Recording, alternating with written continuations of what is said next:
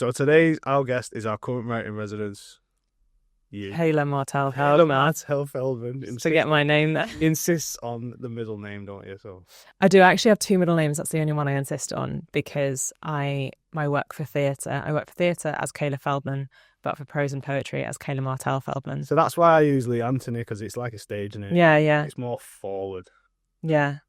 Beddington, which I'm not a big fan of. So how long have you been here at the James now?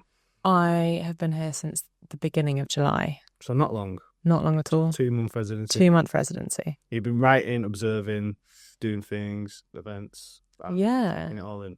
Yeah. I've been writing, working on a few different projects, running workshops for the residents, leading hikes with some writing when we can escape the rain. What else? Did an first ever open mic last night. A resounding success. Yeah, just being like really immersing myself in the community. It's been really lovely. You've written anything today? I have. I start every day. I wake up and the first thing I do is I write 3 pages longhand. I try and do it without stopping, and I try and do it before I've checked my phone in the morning. So some people call it morning pages, some people call it free writing, automatic writing, whatever, but I try and do 3 pages every morning. It's supposed to be like you roll out of bed and straight onto the page and you don't do anything. It's like first thing in the morning. And like I like to have a wee, I like to make a coffee. I don't do anything before I've had a coffee. So that's what I've written today.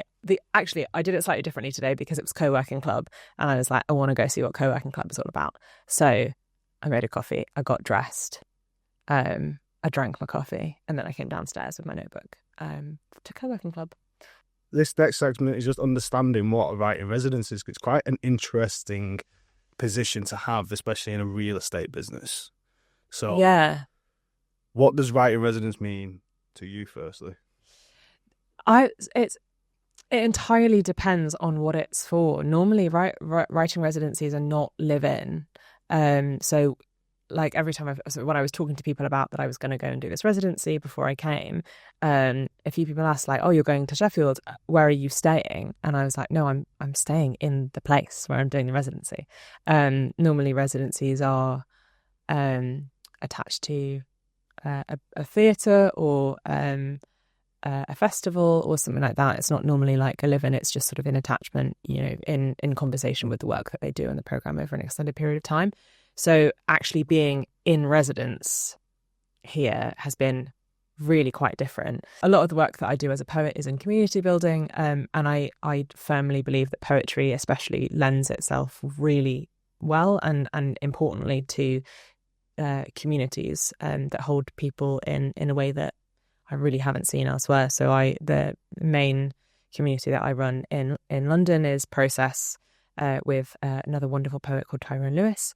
And that very much feels like a really strong community. We call it a family, and we run monthly open mic nights with a headliner. And every month I say, like, the way that you join the family is you come here one time and then you're in the family.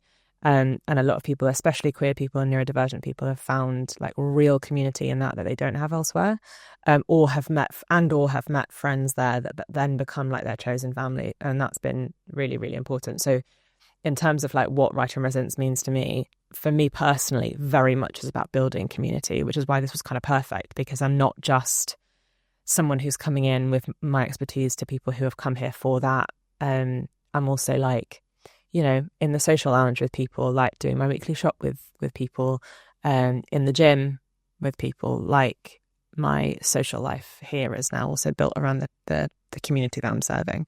So you're kind of taking your experience from what you've been building in London and applying it to here. Yeah. Essentially. Nice. Seems to be working.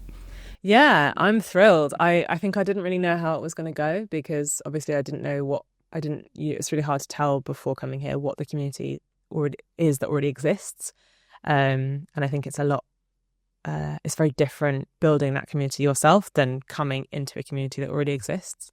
But it's been really, really lovely. Yeah, it's like just the act of bringing someone like me in and wanting to give their community more than it already has, more than just a place to live, speaks volumes, to be honest. You say, was it Josh that approached you initially? I applied for it. You applied for Yeah. it, yeah. So when you applied for it and they sent you everything over, what were your expectations coming into the role, and have they changed at all? Did they meet the expectations or not quite? So originally what I applied for was poet in residence, and then after they took me on, I met with Josh, and I actually know Josh's work from, he's a really prolific playwright. Like I kept saying to people, I was like, this is run by Josh Azuz. And people were like, as in the playwright. So I was really familiar with his work. We'd met once many, many years ago at one of his shows. And then when we were talking about the work I do, he was like, should this be then writer in residence? Because you also write for theatre and you write short films and articles and prose and stuff. So and that felt like much more encompassing of all of the work that I do. So we changed it to writer in residence, and then that felt like a much more accessible way to get people interested in what I was doing, and thinking, people who were like, oh, I'm not a poet, maybe they're a screenwriter, or maybe they want to write short stories and stuff. So that's been really, really nice to sort of open that up. I think it was really hard to know what to expect, because I think something that I really pride myself on is being a poet for people who don't like poetry, or people who don't consider themselves writers. So I didn't know how much people would be willing to get involved in that. But I think the more people have become involved, the more people have been like, oh, actually, this is for me. Or, someone last night said, oh, I didn't really expect much. I didn't think I'd be into this. And then after coming to the open mic, was like, oh, actually, this was really good. Yeah.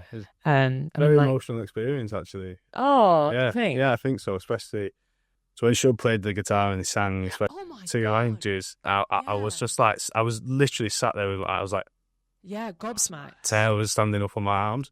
Yeah. I was like, that's crazy. That's just so easy. The voice was amazing. I felt the emotion. I had the song, even though I didn't understand it. And I think absolutely that's the best kind of music. And it was just, wild. And I think that's actually something really amazing about people that live here, is that there are so many languages in the building. Like an open mic here should reflect that. Yeah, 100%. So when he sort of introduced the piece and was like, this is what the song's about, it's in Hindi and Punjabi. I don't even speak Punjabi, so I don't even understand half the song. I was like, well, most of us don't even speak one of those languages. So and then he started singing, and I was like, I get it. Oh my God. Yeah. I get it. I'm a big fan of multilingual work. And like, obviously I grew up speaking Hebrew and English. Mm-hmm. And like a lot of I know so many songs by heart in Hebrew. And a lot of them I don't know what they mean. So you know them phonetically, obviously. Yeah, but I also know the feeling of them. I know how they make me feel, and like that's really nice. Mixing with the residents are all ages, and they're all friendly, and they have this way of kind of like pulling you into their circle sort of thing. And I know we have to kind of draw that line a bit because we technically are staff. Right. I'm technically not staff. Well, I'm a contractor. Of course, but there are lines sort of things. So this question kind of reflects that. It's like, do you feel like an observer, a participant, or like a mirror of the brand and space, or kind of like a mixture? I think it's a really fine line to tread, and it's one I'm always really conscious of like, especially working in theatre. I think much more so in theatre than poetry and residencies like this, is that of being aware that there is always a power dynamic. And I think much more so in theatres. And I have friends that I've made, like actor friends that I've made through, directing them in shows. And I'm always so conscious of like, afterwards being like, I want to be friends, but also there is a power dynamic of me being a director in the industry and us having worked together in a capacity where there is that. But I do try as much as possible to work collaboratively, and especially for a role like this, is I'm like try to feel like on a level with everyone, but also because I'm not technically staff, and there isn't a power dynamic in the sense that like I've got no say over their life in the building. But I think that that actually what's occurred to me is that especially actually observing and sort of seeing the dynamics between different people and different groups of friends within the building, is that when everyone lives in a place like this, shares communal spaces, there are power dynamics within that, and it's, I think, much more so about being a good neighbour and safeguarding each other within the building than going, oh, I'm technically staff and I work here, because I'm not. I think it is different. So you're more of a participant then, aren't you, I guess, in that sense? Yeah, I'm conscious when I'm running events and leading workshops that I have a duty of care to not to create a safe space for people. Of course. And I firmly believe that safe spaces are not made by saying this is a safe space.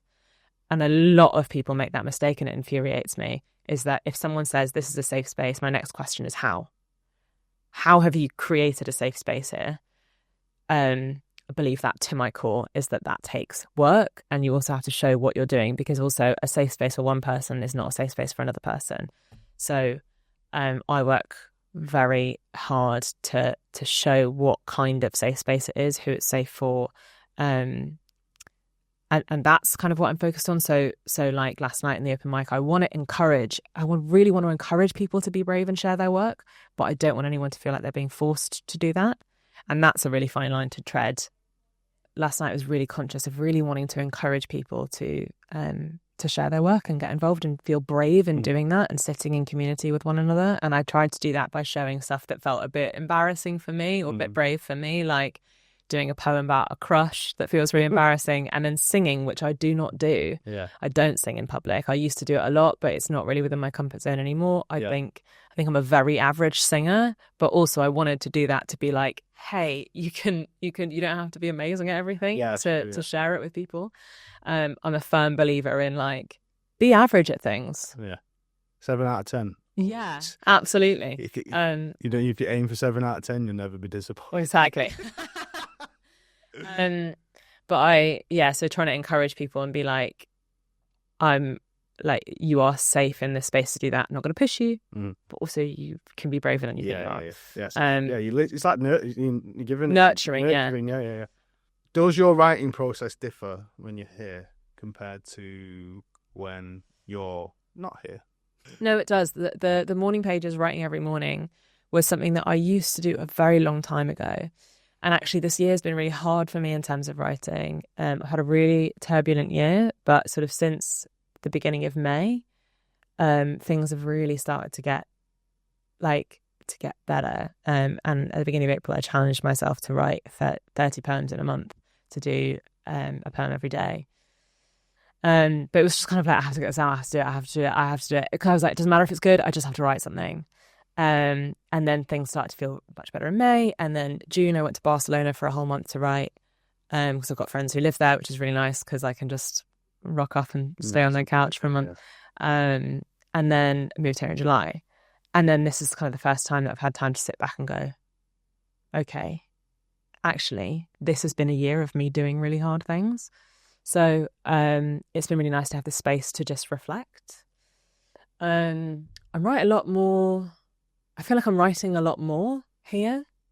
And some of it's absolute trash. And feeling like I'm writing what I want to write. And writing and like not putting the pressure on myself for everything to be good, and also writing more quickly. So like we talked about me doing some editorials, and I was like, I'll get these done by the end of the day, and then I just wrote them, and then I was like, cool, this is done, send off. And I'm while I'm here, I'm also doing the Criterion new writing program in London, so I'm going back every fortnight for those sessions. And for this week coming up, we had to write a scene, and I had to get it done and send it by Tuesday. I wrote the whole thing in like an hour, and I just went, I'm not even going to proofread this. No, I did proofread it. But I was just like, I can't edit this. I just need to send it off. It doesn't have to be good. It's a first draft. So I think I'm being a lot more brave in writing things that I just want to write. My friend Lexi, Lexi Claire, who I collaborate with a lot, we write together a lot. I was feeling really down about my writing. I had a meeting that really shook me, and I went, oh no, should I give it all up? And then she came up for 3 days, and we just spent 3 days writing together. And then ended up, like, by the end of the weekend, we had like the first act of a play. And I was like, oh, actually, when I just do it, so I think here this has been like my summer of, I can do hard things and just do it.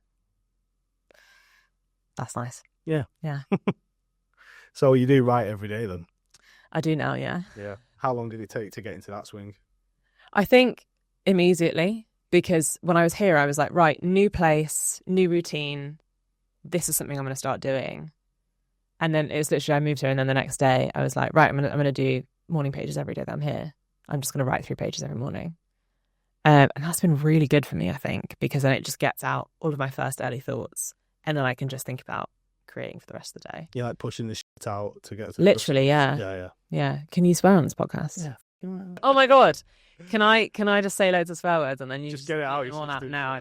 Obviously, like you're saying, you're writing every day. I've seen you writing set up. Do you have any rituals or like tools or like good luck chat? Like anything that kind of helps you? I have to have books nearby. Yeah. I cannot write without books nearby. I'm like, it feels like not wearing clothes. Mostly I write before I get dressed in the morning. So I have a massive denim shirt. I think it's like a men's extra large, so it comes down to my knees, and that tends to be what I wear in the morning when I'm writing. I need coffee. Sometimes I have music on, but mostly it's music without lyrics. I've been listening to a lot of Glass Beams lately, and they don't have that much stuff, so it's just like the same songs over and over again. What else? I think one of my good luck charms is my friend Lexi. I tend to send her everything I'm writing. Although yesterday I didn't send her it. I sent it to my other friend Sophie. But I have friends that I send stuff to before I finish a draft and send it. When I was DJing, there was a little saying that we had where it was 2 for them, 1 for me. So 2 tunes for them that they like, for the audience, 1 that I like, and that was how you like get your energy into your set. Do you think that is it important? Do you consider writing for yourself first or for your audience first? I think whenever people ask me that, I never know what to say because I think that I like the same stuff as my audience. That's why they're my audience. That's why you write it. Yeah. So like in April when I was writing a poem a day, and some of it was good, but some of it was just trash to get something out. I'm like, those ones, there are a few that I was just like, I'm never going to show this to anyone, so I can write whatever I want. But then I don't like those poems either. So I write them and I'm just like, I don't like this, and no one else will. So I think the stuff that I like, often my audience likes. I don't tend to... Sometimes I get feedback on poems where people are like, oh, I think you don't need this line, or you can cut this line, or this made me think of this and I didn't like that. And sometimes I'm like, yeah, cut, snipped. Sophie, my friend, and also brilliant artist, Sophie Allen, she's going to have an EP coming out soon that everyone should listen to. And if I've said this on a podcast, that means she'll finish it. She's been editing this EP for fucking years. Anyway, but she's really talented, and every single note she gave me yesterday I took. Because I was like, she's so right. Like, cut this, expound that, cut this, cut this. But sometimes people suggest cuts, and I'm like, no, that's for me. That's staying in. Everyone's got a friend that everything they say is correct, haven't they? That's me, normally. I have a saying, Kayla's always right, except for when I'm wrong and Lexi's right. And that one time Ellie was right. That's what I say. But I am always right about things. Very catchy mantra, isn't it? Yeah, exactly. But yeah, I think for me, there's not really any difference because I'm so in tune with my audience. No, I just like my audience is my audience for a reason because we like the same stuff. It's just like writing. Would you say it's like one of the most objective art forms? Objective? Yeah. Like you look at, like when you look at like paintings. Yeah. Yeah. It's subjective, isn't it? I've never heard anyone say that writing is objective. Yeah, it doesn't. Absolutely not. Writing is in no way objective. There are some books that do so well, that go viral, that everybody loves. I am going to name and shame some. Not to name and shame. I'm just like, I hated these books, but they did so well commercially.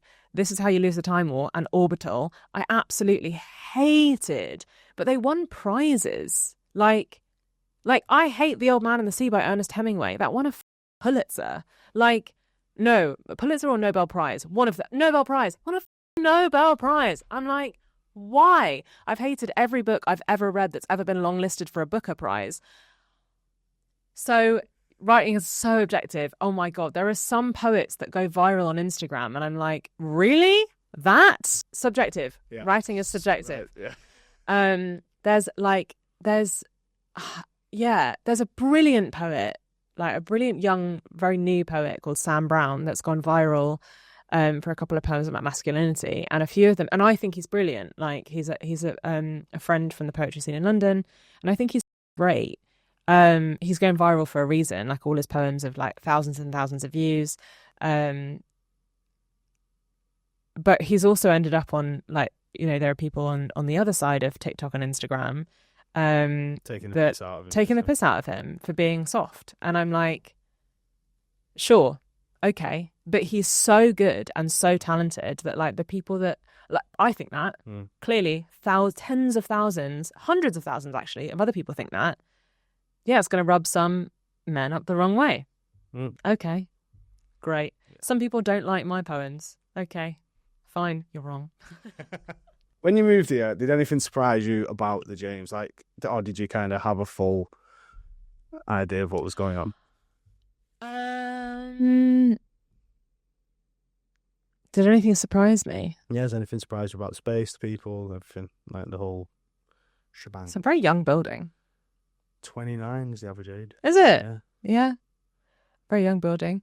Like the like really strong friendships that people have within the building is really nice. Just how long some people have lived here. Like some people have lived here since it opened a year ago.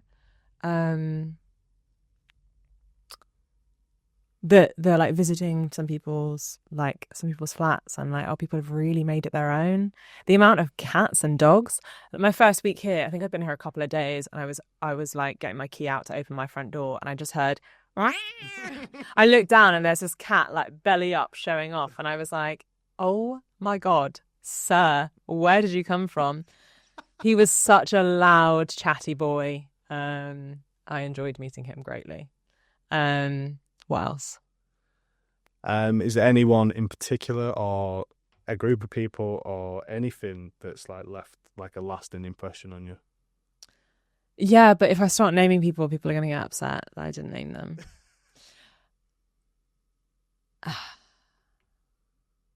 Yeah, do you know what? Sorry, I'm. You just slagged loads of books off. You can give some. It says you just. Yeah, so I'm at meeting. Actually, I was like really a bit anxious when I got here because I felt like a bit worried about like being queer and neurodivergent and being in a new space. And then like day 3, I met Mariana. They were like, oh, do you want to come to this radical pride thing today? And I was like, oh my God, are you queer? And they were like, oh yeah. And I was like, oh my God, thank God there are more of you. Okay, it's not just me. Great. And then meeting Peter has been quite transformative. I think we've had like a really strong impact on each other.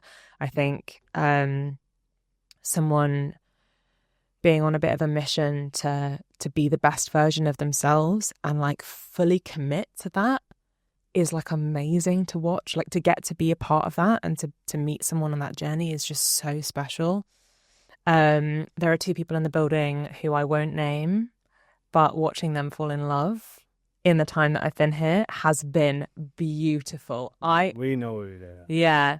I won't name them just in case they don't want it to be out. Yeah. But like talking to them separately about it and like just watching that happen, being part of that, I'm just like, watching 2 people fall in love is so fucking special.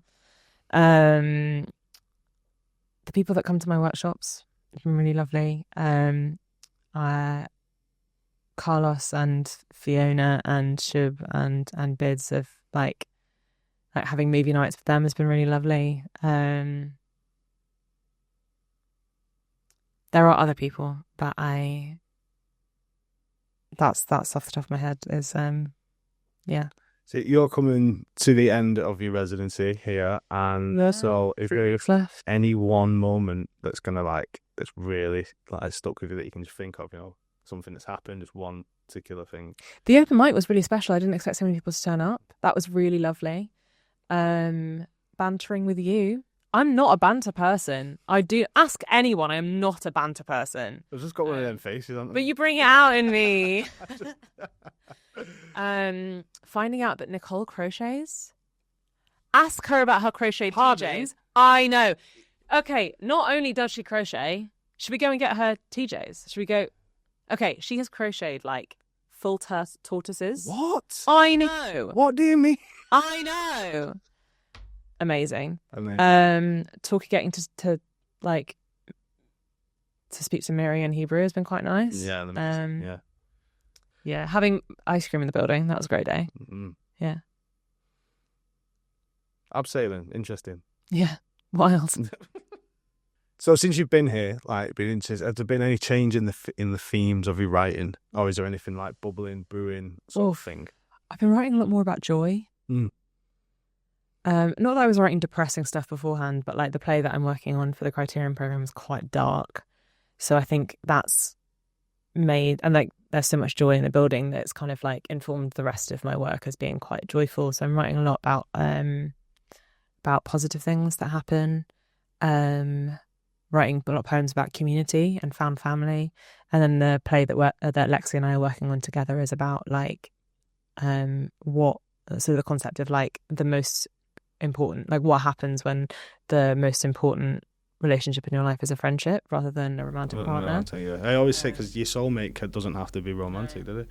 No, and there are so many incredible examples of like just like really transformative friendships in like across media, like Sex and the City is a great one. Grey's Anatomy, Christina and Meredith, Ryan Reynolds and Rob McElhenney. Yeah.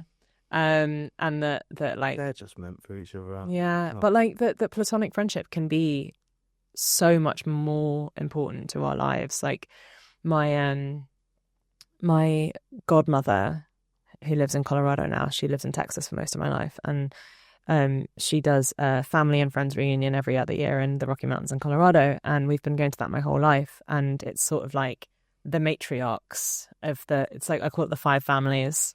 One of whom is like my mum. That's where it's really a reunion for my mum and her four best friends. They've all been friends for like upwards of 40 years.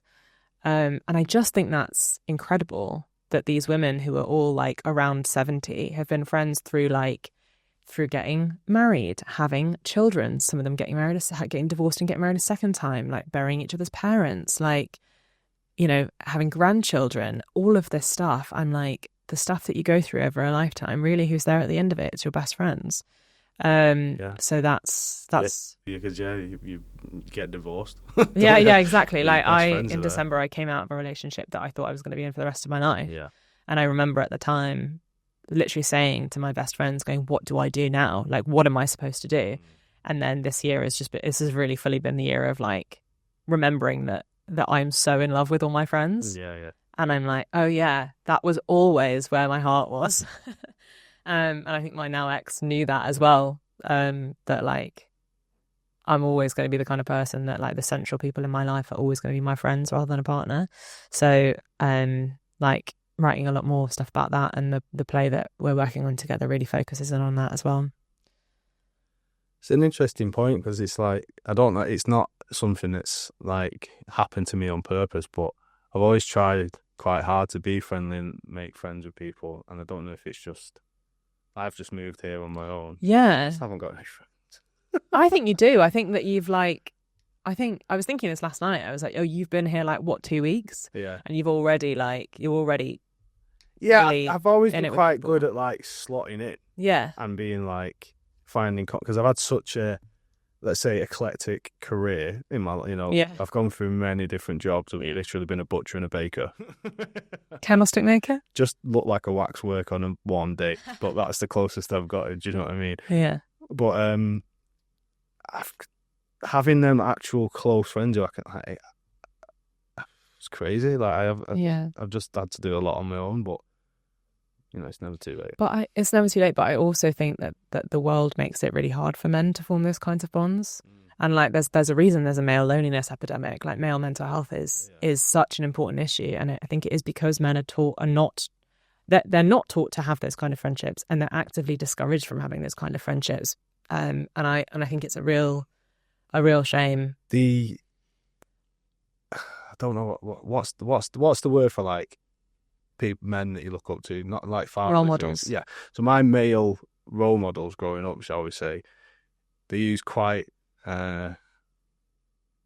strong language when it comes to like me expressing my feelings. Do you know what I mean? Because that was just like, that makes me really sad. Yeah, exactly. So we invent structures by which to navigate the world. So the fact that we teach men from such a young age that their feelings don't matter, that they shouldn't have close bonds with other men, that they shouldn't tell their friends they love them, that they shouldn't buy each other flowers. Like every boyfriend I've ever had, I've bought them flowers and every single one, it was the first time they ever got flowers. Surprises them, yeah, because but do you know when most men are bought flowers for the first time? Their funeral. Yeah.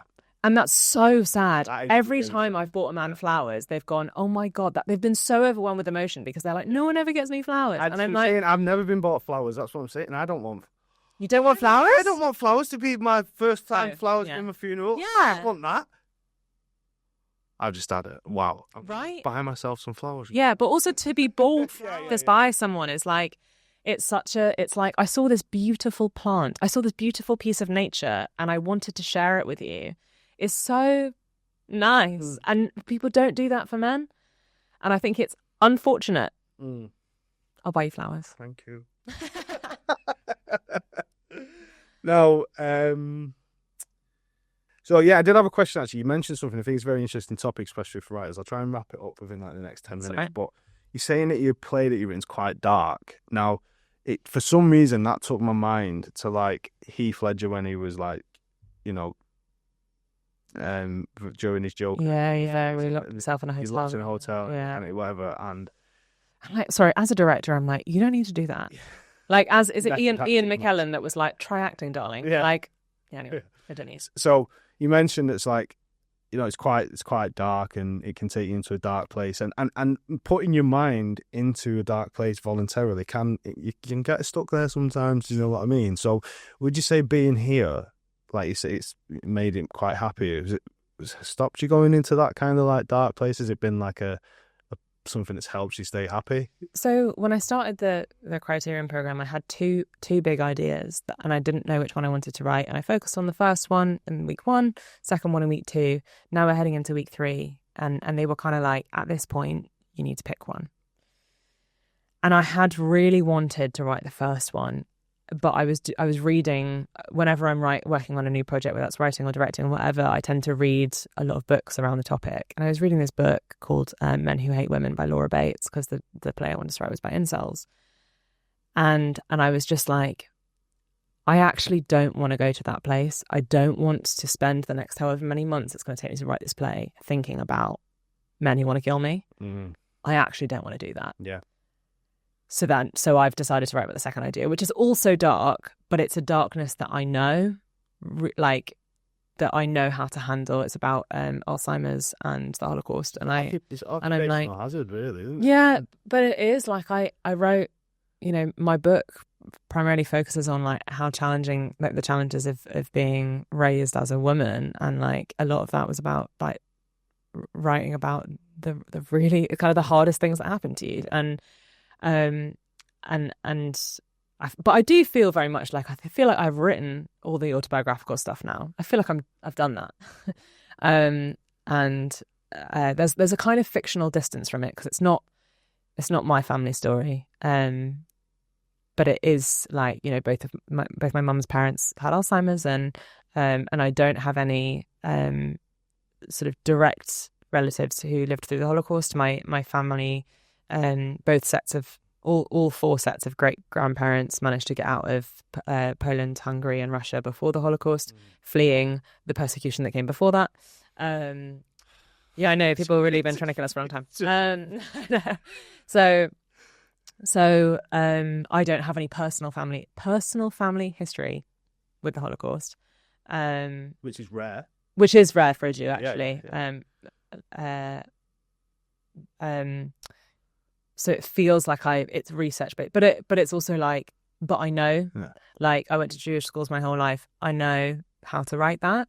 And I know how to make it not personal, but also there's also a lot of like mother-daughter stuff in it. And I really love my mum. I've got a great relationship with her. So like writing mother and daughter relationships is actually quite nice. And also because I'm working on this other play at the same time with Lexi, I've got like the joyful, happy play and then the dark play. So it's kind of balances out. And also I think being here and not really having much else to think about is really good for that as well. Working in theatre, people think that there are emergencies.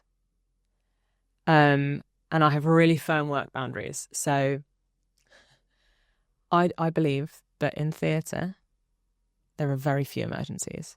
People often are like wanting to get hold of me on a weekend or an evening or, 7 o'clock in the morning. And I'm like, is it an emergency? It never is. My go-to phrase is, in an emergency, call an ambulance. Because if you're having a genuine emergency, I'm not the person you should be calling. You might need to let me know, but like if it's an actual emergency, you're calling an ambulance. Otherwise, not an emergency, not in theatre, not in poetry, no. But people who think that we don't need the arts, I think maybe don't have an exceptional grip on reality. Because during COVID, we had an international emergency, genuine emergency. And what did people do all day? Read books, watch TV. What did people do? They turned to the arts. They made weird shit in their bedrooms. Like Bo Burnham's Inside. Literally, like he was clearly going through it. Man made a fucking film. Like we turned to the arts, and like even with what's going on in Palestine at the moment, people are sharing poetry, films, art from there in order to tell their stories. That's how we're experiencing that, through art. So my lockdown experience, what I ended up doing is I started making house music, but also I started painting Warhammer. The Warhammer share price, right? Yeah. It went from pennies, and now Warhammer is now £1 billion company. Yeah. That's mental. Yeah. And it's because of lockdown, so it just emphasizes your point. You know what I mean? Yeah. I think like people think they don't need it. Yeah. Yeah. You need it. You need the art. Even the people who I might not find any common ground with. They love Peaky Blinders. That's the art. But also, like we were talking about wrestling earlier. Yeah. I'm like, wrestling is so theatrical. So theatrical. Like, literally, I'm doing it. I have to do acting classes, to learn how to pretend to be her. Yeah, but that's the thing. I'm like, wrestling is like, you think that's not the arts? It fucking is. You're not just watching people beat each other up. You're watching a show. Yeah, it is a show, and we all know it's a show. So yeah. Is there anything you've written here while being at the James that has been like, that you feel like might be in a bit of a breakthrough piece, or a eureka moment, or something you think, fuck me, this is a mint? I really liked the poem that I wrote, the found poem from the Mamtor hike, because it was like, there is actually a whole stanza that's mostly my writing, but to be able to take random bits of other people's experience and put that into a poem. I don't really write found poems that much, but that was really cool. I really enjoyed that. Writing a whole first act with Lexi, to be honest, I think everything I've written here has been fucking good. Like, I'm quite proud of that. Nice. I also wrote, I've been writing a couple of poems that I feel like are really special, but I'm not ready to talk about them yet. But I think, I think everything I've written here feels good, and it's so rare to have such a long block of time where I'm like, actually, I'm just writing good shit. So you're in that stage of your career where you know you're competent, basically. Yeah. I know I'm competent. No, it's unconscious competence is basically what I'm getting at. In a way, like, I know I'm good at what I do, but I'm like, writing is subjective. Not everyone is going to like what I write, but I do, and other people do, and that's enough. Like, I've had my work. I've had 2 books published. I've been shortlisted for many prizes. I've been longlisted for many prizes. I'm clearly not shit. Do you know what I mean? Yeah, exactly. And like, I've had enough validation from people that matter that I'm, So you don't need that validation. You don't chase that validation anymore. It'd be nice to win a prize. Yeah. Like I am I've won quite a few poetry slams, but I've never won like a writing prize. But I keep getting shortlisted and longlisted for them, and I'm like, it's really nice to win one one of these days. Because once it gets to like, I was chatting to Joelle Taylor about this, because she won the T.S. Eliot Prize a couple of years ago. And then we were judging a poetry slam together. Your name dropper, right? I know, absolutely wild. Wild. People are like, oh my God, I see you with Joelle Taylor. I'm like, what is my life? But I was very cool around her. She's great. But she was, she judges a lot of prizes now because she won the T.S. Eliot. And she said, like, by the time you get to a shortlist, everyone deserves to win. Like, everyone's amazing. The popularity contest at that point? Or? No, she said it depends on a lot of things. It depends. It's often very political. It depends on, maybe they've won something else recently, and like who do they know and where are they? Are they going to be a breakthrough that this is going to skyrocket their career? Have they, it's so many different things that go into who deserves to win beyond the body of work that's being judged. Because by that point, like, there was actually a prize last year that I was shortlisted for. I got on the long list and I was like, sick, great. And then I got shortlisted and I was like, oh, that's awesome, because the shortlist gets published. But the winner was decided by public vote. And I was like, I'm not doing that. I didn't publicise it at all. I didn't tell anyone to vote for me because I was like, I don't want the first prize I win to be because I have more Instagram followers than someone else. Yeah, it's not on that at all. I've got a massive audience. Like, yeah. I don't want to win by popularity contests. That's not how I want to do it. So as soon as I realised it was that, I messaged them and I was like, hey, this is not who I am. So I didn't win. I may not have won anyway, but also at that point I'm like, it's not on merit. It's not.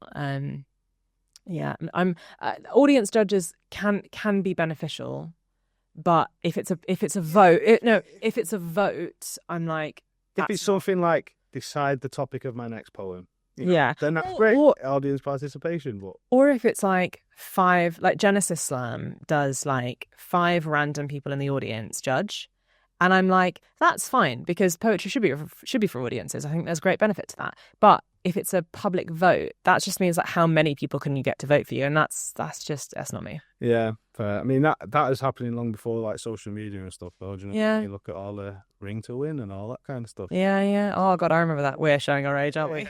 Big time. I don't know about you though, but I still feel bill pay before calling. I still feel very young. Like, I think there are a couple of people that I've met here and spoken to that are in their early 20s, and they're like, oh, they think I've got it all figured out, and I'm like, you don't. You really think that you're going to have it all figured out and have your life put together by the time you're 30? You don't. You just become okay with living life and not building it. Do you know what I mean? I think our generation was obviously because we witnessed the switch from analog to digital. We're going to feel young at heart forever because of that, though. How has this residency changed my relationship to writing? Affected, yeah. I'm writing more while I'm here because I think when someone says you can have the time and space to just think about your writing, that in itself just does a lot. And I think serving an existing community as opposed to building one in my own way has been really valuable, and understanding how to do that and doing that really well. And like I can't extricate writing from community building,